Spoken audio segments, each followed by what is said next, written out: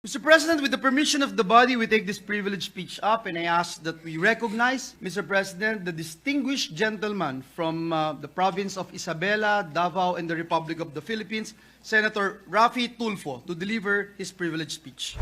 Good afternoon, Mr. President, my dear colleagues. Nandito po ulit ako sa harap ninyo at kinakalampag ang mga dapat magising dahil sa nangyayari sa mga kawawang manggagawa natin. Mga hamak na kahera ng empleyado ng landmark ay lumapit po sa akin upang matugunan ang kanilang problema. My dear colleagues, inasmuch as I would like to say that there is no need for me to bring this to everyone's attention, the truth is, it is very much needed. I tried to help them and address their concerns outside these halls, but it seems that these employees did not have merit the attention of the company they work for. It all started with the post of Erica Joy Bendicho that went viral online and concerned netizens called my attention to intervene. I invited Erica Joy to my program and she explained what happened to her. She is a cashier at Landmark Makati. On her third day at work, she got the surprise of her life when her supervisor called her attention that there was a short in her cash turnover the previous day amounting to 4,993 pesos and 71 cents. She tried to explain her transactions to her supervisor but was still accused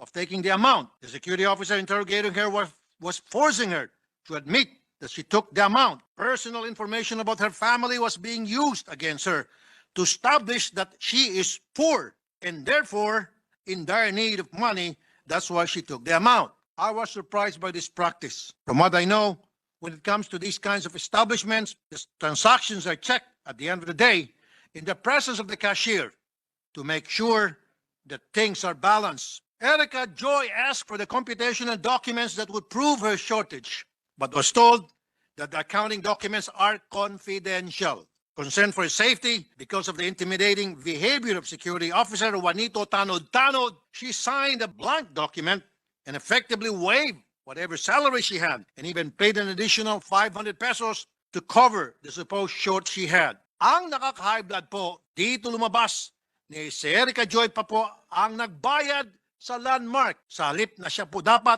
ang pinasalduhan ng landmark. Erica Joy told her story online and a lot of landmark employees reached out to her who experienced the same thing. There were about 28, I repeat, 28 more stories similar to Erica Joy.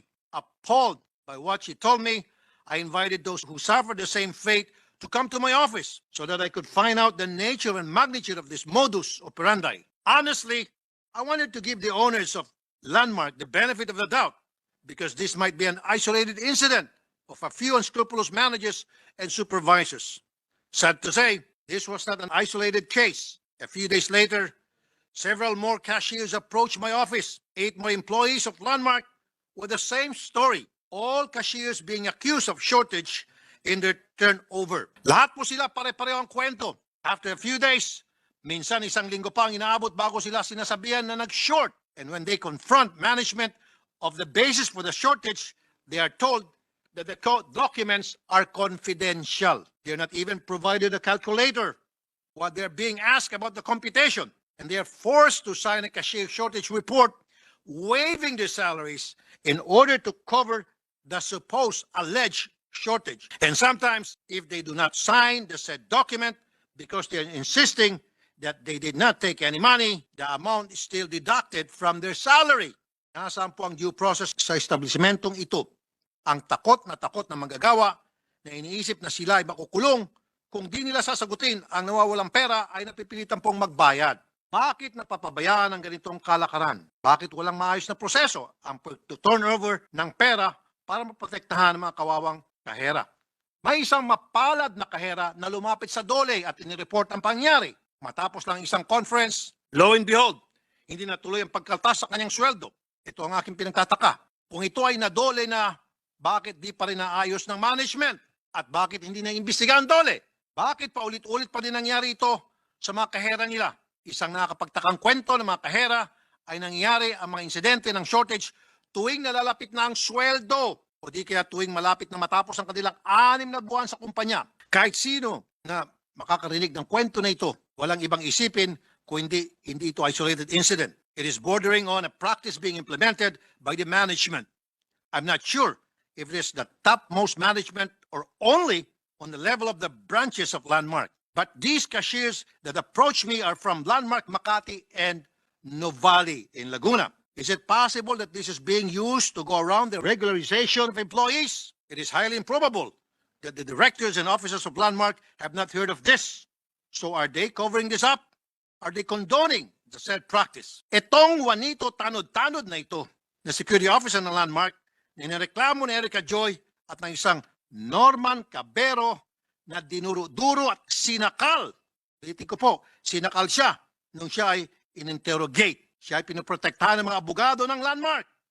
Sabi nila, may sakit sa puso ra po itong si Tanod-Tanod. Kaya huwag na munang imbestigahan, baka raw po atakin sa puso. Pero ayon kay Norman, si Juanito Tanod-Tanod ay malakas pa sa kalabaw at nandoon lang sa Landmark, nagtatrabaho at tangising-isi pa. Sa ngayon, ang mga kahera na ito ay lumapit po sa DOLE upang magsampa ng kaso. Ngayon lang sila lumapit dahil sa tulong ng aking opisina. Bakit? Kasi ang mga mahirap, walang sapat na pera para ituloy ang laban nila. Kung di ko sila inudyukan na maglakas loob, na lumaban, lulunukin na lang nila ang kanilang sitwasyon na sila ay binansagang magnanakaw.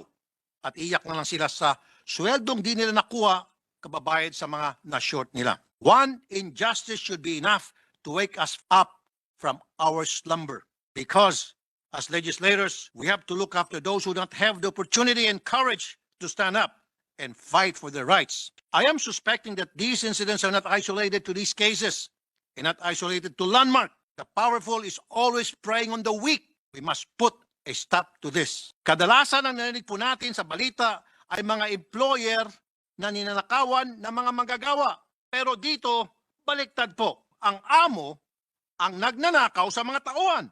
Kung tutusin, baka may dalawang pagnanakaw dito. Yung nawalang pera na na-short mula sa mga transaksyon at yung sweldo na kinuha sa kawawang kahera na napagbintangan. Kawalanghiyaan at its finest. Extreme na pang-abuso sa mga malilit nating walang kalaban-laban pobreng manggagawa.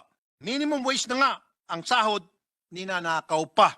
One thing I want to be reviewed is the liability of directors and officers for fraudulent schemes such as this. Our office is studying on how we can provide rebuttable presumption against management when circumstances of fraud are presented by the employees. This will ensure that management will be advised and take responsibility for the managers and supervisors they're putting in place. And again, more than ever, my proposal that there must be a way to ensure that employees can recover from the employers necessary. The cash bond that covers the money claims of employees for labor claims come to play upon appeal from the labor arbiter to the NLRC. How about before that? What protection do laborers have? We need to find a way for money claims of laborers to be covered by the employers, including the directors and officers, if there's bad faith on their part. I look forward to working with my esteemed colleagues, the chairman of the Committee on Labor, Senator Jingoy Estrada. I hope that the rest of my colleagues can join me in this advocacy in protecting our laborers. Ang parati po sinasabi ng mga employers, if there's no work, there's no pay.